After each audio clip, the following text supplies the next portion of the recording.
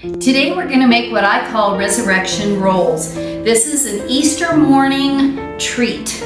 So the first thing I want to do is heat my oven to 350 degrees. Then I want to make my cinnamon sugar, which is 1 cup of sugar, 1 tablespoon of cinnamon, and somebody gave me the hint to put in a little bit of salt. So we're trying that today too. Then we're going to mix it all up into a very smooth cinnamon sugar mixture. Okay, so we open up the package of croissants. You take a marshmallow, and this represents Jesus. Dip it in the melted butter, which represents the oils of embalming the dead. Now you're going to dip this buttered marshmallow into the cinnamon sugar, which represents the spices that they used to anoint the body. Then you're going to take one of your crescent rolls and you're going to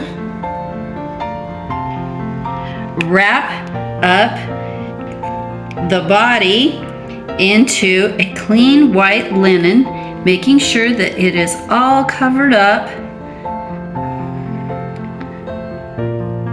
like that and sealed. So we're going to take these to the oven, which represents the tomb, and we're going to pretend it's 3 days.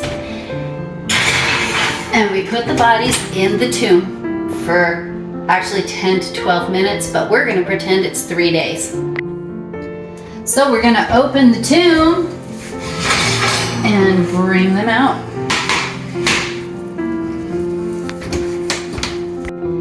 You want to let these cool for a few minutes or you are going to burn yourself. So let them cool just slightly and then dish them up, and you will find the tomb is empty.